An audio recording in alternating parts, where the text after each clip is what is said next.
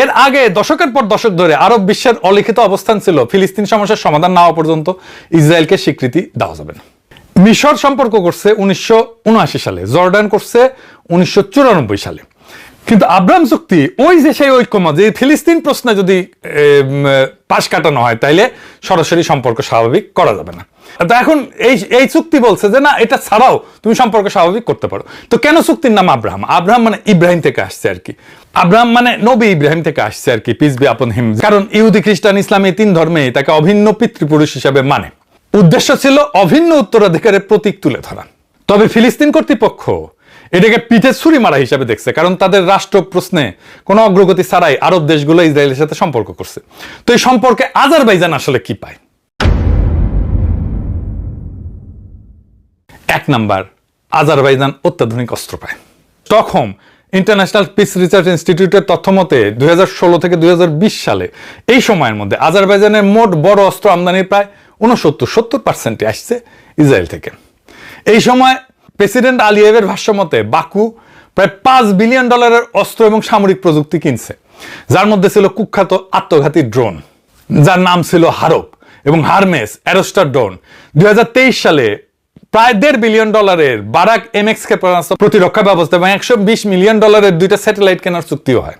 আপনারা জানেন যে আর্মেনিয়ার সাথে আজারবাইজানের দায় কুমড়ায় সম্পর্ক, ইন্ডিয়া পাকিস্তানের মতো। কয়েকটা যুদ্ধ কিন্তু হয়েছে। 2020 সালে দ্বিতীয় কারবাক যুদ্ধে 44 দিনের মতো ছিল। মূলত ইসরায়েল ড্রোন দিয়া আর্মেনিয়ার বিরুদ্ধে আজারবাইজান জিতা যায়। ইসরায়েল আজারবাইজানি সেনাদের প্রশিক্ষণও দেয়। আজারবাইজান তার ইসরায়েল বন্ধুত্বকে কাজে লাগাইছে, মার্কিন ইহুদি লবি এবং কংগ্রেসে প্রভাব বাড়াইছে। এক ইহুদি ধর্মীয় নেতার ভাষায় আজারবাইজান আমেরিকান ইহুদি নেতৃত্বের অন্যতম প্রিয় দেশ হয়ে উঠছে। আজারবাইজান এটা কেমনে করছিল জানেন? ঘুষ দিয়া, লবিং করিয়া। 2017 সালে ও একটা কেলেঙ্কারি ফাঁস হয়। সে কেলেঙ্কারির নাম আজারবাইজানি লন্ড্রোম্যাট কেলেঙ্কারি। কি হয়েছিল জানেন? 2012 থেকে 14 সালে বাকু $2.9 বিলিয়ন, প্রায় $3 বিলিয়ন একটা তহবিল তৈরি। 3 বিলিয়ন পশ্চিমা রাজনীতিক, সাংবাদিক, শিক্ষাবিদদের ঘুষ দিয়া আজারবাইজানকে বহু সংস্কৃতিবাদের রোল মডেল এবং ইসরায়েল ইহুদিদের বিশ্বস্ত মুসলিম বন্ধু এই হিসাবে তুলে ধরার জন্য পোডেস্টা গ্রুপকে মাসে $60,000 দিয়া আইপ্যাক এবং JINS এর মতো ইসরায়েলপন্থী গোষ্ঠীর সঙ্গে যোগাযোগ করা হয়েছিল। এভাবে সমস্ত ন্যারেটিভ আর ভাবমূর্তি নির্মাণের রাজনীতি করা হয়েছিল। অনেকদিন ধরে ডিপলি রিলেশনে থাকার পরে বিয়ার বাদ্য বাজলো, এডিটর সাহেব বিয়ার বাদ্য বাজা। তারপরে কি হইল? দীর্ঘদিন আজারবাইজান ইসরায়েলে দূতাবাস খোলেনি। সম্পর্ক গভীর হইলেও লো প্রোফাইলে রাখা হয়েছিল। 2023 সালের 29 মার্চ এই কৌশল বদলায়। আজারবাইজান তেল আবিবে দূতাবাস উদ্বোধন করে। প্রথম শিয়া সংখ্যাগরিষ্ঠ দেশ হিসেবে ইসরায়েলে দূতাবাস ওপেন করা হচ্ছে। এরপরে এলো সবচেয়ে নাটকীয় অধ্যায়, 25 থেকে 26 সালে ইসরায়েল ইরান যুদ্ধ। 26 সালের জুনে CNN এর একটা বিস্ফোরক প্রতিবেদন দাবি করে যে ইসরায়েল ইরান যুদ্ধের সময় গোপনে আজারবাইজানে অভিজাত সামরিক এবং গোয়েন্দা ইউনিট মোতায়েন করছিল ইসরায়েল। কয়েক dozen commando Mossad agent Azerbaijan Israel সীমান্তে অবস্থান নেয়। কোন কোন স্থান থেকে তাবরিজ শহর থেকে মাত্র 96 কিলোমিটার দূরে। প্রাথমিকভাবে এরা উদ্ধার দল হিসেবে মোতায়েন হইলেও পরে গোয়েন্দা তথ্য সংগ্রহ, ড্রোন অভিযানে যুক্ত হয়ে যায়। IRGCর গোয়েন্দা প্রধান রহমান মোগাদ্দামকে ওই হত্যার অভিযান এখান থেকে পরিচালিত হয়েছিল। ইরান কলে অভিযোগ করছিল যে ইসরায়েলি ড্রোন আজারবাইজানের আকাশসীমা ব্যবহার করে ইরানে হামলা চালাইছে। এর মধ্যেই লাক্সিভান ছিটমহলে ড্রোন হামলা হয়। আলিয়েভ ইরানকে দায়ী করে। 2023 সালে আবার তেহরানে আজারবাইজান এমবাসিতে হামলা হয়েছিল। আবার আজারবাইজান ইরানি আজেরিদেরকে টাকা পয়সা দেয় যেন তারা বিচ্ছিন্নতাবাদী আন্দোলন করে। মানে এই দুই শিয়া দেশ একে অন্যের সাথে লো স্কেলে সংঘাতে জড়ায় পড়তেছে। এখন প্রশ্ন হইতেছে, এই সম্পর্ক কি টিকবে? মানে ইসরায়েল আর আজারবাইজান। আর এই সম্পর্কের বিরোধিতাও হাসিনার আমলের মতোই, মানে আজারবাইজানের মধ্যে বিরোধিতা। আজারবাইজানের ভেতরে ইসলামপন্থী নিষিদ্ধ ঘোষিত Islamic party of Azerbaijan IPA তারা সবসময় ঐক্যের বিরুদ্ধে প্রতিবাদ করে। হাসিনা আমলে জামাতকে নিষিদ্ধ করার মতো করে নিষিদ্ধ করে দিয়েছে কিন্তু IPA কে আলিয়েভের সরকার। 2011 সাল থেকে এই দলটার নেতা মবসুম সামাদাভ গ্রেপ্তার হয়ে কিন্তু জেলে আছে। হাসিনা হইলে ফাঁসি দিয়ে দিত। আজারবাইজানে তীব্র দমনের পীড়ন চলে কিন্তু বিরোধী দলের মতের উপরে। হাসিনার মতো এই ধর্মবাদী দলগুলোর প্রতিবাদকে সন্ত্রাস বিরোধিতার অজুহাত দিয়া ধর্মীয় বিরোধী কণ্ঠস্বরকে স্তব্ধ করে দেওয়ার কাজে ব্যবহার করে। এই ইসলামপন্থী দলগুলোর আবার ইরান সাহায্য করে। হাসিনার মতোই ইসরায়েলের নজরদারির টেকনোলজি পেগাসাস স্পাইওয়ার কিনছে কিন্তু আজারবাইজান। এই দিয়ে আজারবাইজান সরকার স্থানীয় অ্যাক্টিভিস্ট সাংবাদিকদের উপরে নজরদারি চালায়। এর মধ্যে আবার আছে তুরস্ক ফ্যাক্টর। তুরস্কের কারণে এই সুখের সংসারে ডিভোর্স আসন্ন বইলা অনেকে মনে করতেছেন। এডিটর সাহেব, সানাইয়ের করুণ সুর হবে। আসেন এবার একটু বুঝে দেখি এটা কেমনে ভেঙে যেতে পারে। আজারবাইজানের অবস্থা হয়েছে শ্যাম রাখি না কুল রাখি। আজারবাইজানের কিন্তু সবচেয়ে ঘনিষ্ঠ মিত্র তুরস্ক, যার সাথে ইসরায়েলের সম্পর্ক ক্রমশ শত্রুতাপূর্ণ হয়ে উঠতেছে। এরদোয়ানের চাপে শেষ পর্যন্ত আজারবাইজান ইসরায়েলের সম্পর্ক ধ্বংস হয়ে যেতে পারে।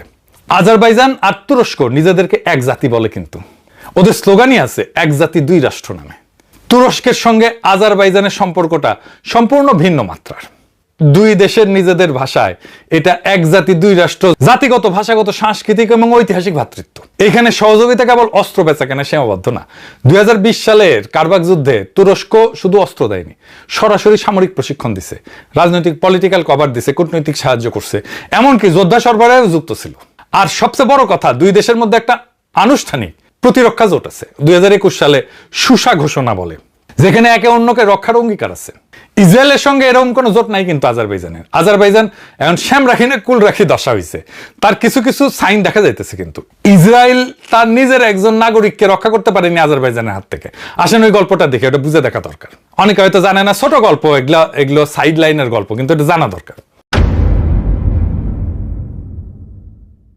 আলেকজান্ডার লাপশিন ইসরায়েলি রুশ এই ব্লগার, পৃথিবীর নানা দেশে ঘুরে বেড়ায় আর কি, লেখালেখি করে, ভিডিও টিডিও তোলে, ছবি টবি তোলে। 2011 থেকে 12 সালে ও 2বার গেছিল এমন একটা জায়গায় যা আজারবাইজানের কাছে ছিল নিষিদ্ধ, নাগরেনো কারবাকে, আর্মেনীয়দের নিয়ন্ত্রিত বিতর্কিত অঞ্চল। আজারবাইজানের অনুমতি ছাড়া ঢোকা মানে আজারবাইজানের চোখে এটা অপরাধ। লাপশিন সম্মত ভাবছিল যে হ্যাঁ এমন কি, কিন্তু আজারবাইজান ভোলেনি। 2016 সালের ডিসেম্বরে লাপশিন যখন বেলারুশে ছিল, তখন আজারবাইজান বেলারুশকে অনুরোধ করে যে তাকে যেন গ্রেপ্তার করা হয়।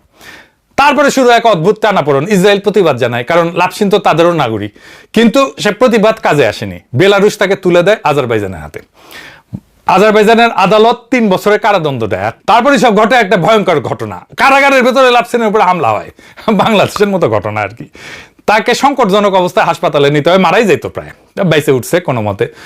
বছর 5 পরে 2021 সালে ইউরোপীয় মানবাধিকার আদালত রায় দেয় যে আজারবাইজান লাপশিনকে বেআইনিভাবে আটক করছিল, নির্যাতন করছিল, জেলের মধ্যে হামলা করছিল, এমনকি তাকে হত্যার চেষ্টা করছিল। আবার গাজায় 7 অক্টোবর 2023 ইসরায়েলের অব্যাহত বোমাবর্ষণের পরে আজারবাইজান কঠিন অবস্থানে পড়ে। প্রকাশ্যে ইসরায়েলের নিন্দা না করলেও আলিয়েভকে বলতে হয়েছে গাজার ট্র্যাজেডি বন্ধ হওয়া উচিত। এমনকি এসোসিয়েট বিবৃতি দেয়, দাবি করে। ও আচ্ছা, ভালো কথা, এসোসিয়েট মানে কি জানেন তো? এসোসিয়েট হইল আজারবাইজানের রাষ্ট্রীয় তেল কোম্পানি, পুরো নাম state oil company of the Azerbaijan Republic. এরা বিবৃতিতে বলছে যে তারা ইসরায়েলে সরাসরি তেল বিক্রি করতেছে না, নিছক পাইপলাইন চুক্তির শর্ত পূরণ করতেছে। হ্যাঁ, আবার দেখেন, মানে এই এসোসিয়েট ইসরায়েলের তামার গ্যাস ক্ষেত্রে 10% শেয়ার কিনছে। এই তামার গ্যাস কেন্দ্র কিন্তু ইসরায়েলের বিদ্যুতের একটা বড় অংশ যোগায়। অর্থাৎ আজারবাইজান কেবল তেল বিক্রেতা না, ইসরায়েলের জ্বালানি অবকাঠামোর মালিকানাতেও ঢুকে গেছে আদানির মতো, বুঝে যাও। এই তেল আবার ইসরায়েলে যায় তুরস্কের উপর দিয়া, এই এক পাইপলাইন দিয়া। কে কার ধুলায় অন্ধকার। গাজা যুদ্ধের তীব্রতম সময় আজারবাইজান তেল সরবরাহ বন্ধ করেনি, বরং 2023 থেকে 2024 প্রথমার্ধে ইসরায়েল তেল রপ্তানি প্রায় 55% বাড়াইছে। সম্পর্ক এই মুহূর্তে ঐতিহাসিক শীর্ষে। 2026 সালের জানুয়ারিতে ইসরায়েলি পররাষ্ট্রমন্ত্রী বলছে দূতাবাস খোলার পরে সম্পর্ক নাটকীয়ভাবে ঘনিষ্ঠ হয়েছে। যদি ইরানের শাসন বদলায়, যদি ইরানের যুদ্ধ দীর্ঘায়িত হয়, বা তেহরান ওয়াশিংটন সম্পর্ক যদি স্বাভাবিক হয়ে যায়, দুইটা ক্ষেত্রেই, তাহলে ইসরায়েলের কাছে আজারবাইজানের কৌশলগত মূল্য কমে যাবে। ইসরায়েল যদি আবার ইরানি তেল কিনতে পারে, আজারবাইজানের জ্বালানি গুরুত্ব কমে যাবে। ইরানের শক্তি যদি কমে যায়, যুদ্ধ যদি দীর্ঘায়িত হয়, বা ইরান যদি ধরেন পরাজিত হয়ে যায়, আল্লাহ না করুক, তাইলে তুরস্ক ইসরায়েলের প্রধান ভূ রাজনৈতিক প্রতিপক্ষ হয়ে উঠবে। আমার বিশ্বাস এইটা। তাইলে আঙ্কারার সাথে বাকুর ঘনিষ্ঠতা প্র্যাকটিক্যালি রাখা যাবে না। ইরান যুদ্ধ যদি মারাত্মক আকার ধারণ করে, বিপুল জাতিগত আজেরি শরণার্থী আজারবাইজানে ঢুকতে পারে, যা বাকুর জন্য বিরাট বোঝা হবে। ওদের জনসংখ্যার 3 গুণ বেশি লোক। এই সংকটে আজারবাইজানের সবচেয়ে বেশি নির্ভর করবে তুরস্কের উপরে, ইসরায়েল না। কেন? লক্ষ লক্ষ জাতিগত আজেরি শরণার্থী সীমান্তে, কিংবা আজারবাইজান নিজেই সামরিক হুমকির মুখে, এমন অস্তিত্বগত সংকটে আজারবাইজানের আসলে যেটা দরকার এটা হইতেছে স্থল সীমান্তে প্রকৃত সামরিক ব্যাকআপ এবং সেনা, যা কেবল প্রতিবেশী তুরস্ক দিতে পারে। ভৌগোলিকভাবে দূরের ইসরায়েল না, ইসরায়েল ড্রোন পাঠাইতে পারবে কিন্তু সীমান্তের ট্যাঙ্ক আর সৈন্য পাঠাইতে পারবে না। রাজনৈতিক এবং কূটনৈতিক ছত্রছায়াও তুরস্ক দিতে পারবে। তুরস্ক একটা ন্যাটো সদস্য, বড় আঞ্চলিক শক্তি, যে আজারবাইজানের হয়ে আন্তর্জাতিক মঞ্চে দাঁড়াইতে পারে। আবার ইরানের মতো প্রতিবেশীকে সরাসরি প্রতিরোধ করার সক্ষমতা আঙ্কারার আছে। জোট এবং চুক্তির বাধ্যবাধকতা তো আছেই। তুরস্ক তো আইন এবং রাজনৈতিকভাবে আজারবাইজানকে রক্ষায় প্রতিশ্রুতিবদ্ধ। ইসরায়েলের এমন কোনো দায় নাই। ইসরায়েল সাহায্য করবে যতক্ষণ আজারবাইজান নিজের ইরান বিরোধী স্বার্থে কাজে লাগে। আসল কথা হইতেছে ইসরায়েল আজারবাইজানের সুবিধার অংশীদার, পার্টনার অফ কনভিনিয়েন্স, আর তুরস্ক তার নিরাপত্তার গ্যারান্টার, সিকিউরিটি গ্যারান্টার। শান্তির সময় দুটোই মূল্যবান, কিন্তু প্রকৃত সংকটে অস্ত্র বিক্রেতার চাইতে ভাতৃপ্রতিম জোটই বেশি নির্ভরযোগ্য। তো এই হইল ইসরায়েলের গুপ্ত প্রেমিকের গল্প। এখন প্রশ্ন হইল, এই গল্প থেকে আমরা কি শিখলাম রাষ্ট্র হিসেবে, জাতি হিসেবে? একটা শিয়া মুসলিম দেশ, যার ইরানের সাথে ধর্ম মেলে, ভাষা মেলে, সীমান্ত মেলে, সেই কিনা ইসরায়েলের সবচেয়ে বিশ্বস্ত মুসলিম বন্ধু। আবার ইরান দেখেন, একটা মুসলিম রাষ্ট্র, সে খ্রিস্টান আর্মেনিয়ায় রক্ষায় পক্ষ নেয়। ধর্ম এখানে যত না নিয়ামক, তার চেয়ে অনেক বেশি নিয়ামক রাষ্ট্রের স্বার্থ। এটাই আন্তর্জাতিক রাজনীতির নির্মম সত্য। এইখানে কোনো স্থায়ী বন্ধু নাই, স্থায়ী শত্রু নাই, আছে শুধু স্থায়ী স্বার্থ। মুসলিম অমুসলিম, শিয়া সুন্নি, এই সমস্ত পরিচয়ের গল্প দিয়া রাষ্ট্রের আচরণ ব্যাখ্যা করতে গেলে আপনি বারবার ধরা খাবেন। রাষ্ট্র চলে ঠান্ডা মাথার হিসাব নিকাশে, তেল, অস্ত্র, নিরাপত্তা, ভূ রাজনীতি, আর এই সম্পর্কের ভবিষ্যৎটাও সেই হিসাবেই বাধা থাকে। আজ যে আজারবাইজান ইসরায়েলের সম্পর্ক হিমশৈল হইয়া পানির উপরে মাথা তুলে দাঁড়ায় আছে, সেটা দাঁড়ায় আছে একটাই খুঁটির উপরে, অভিন্ন শত্রু ইরান। যেদিন সেই শত্রু থাকবে না,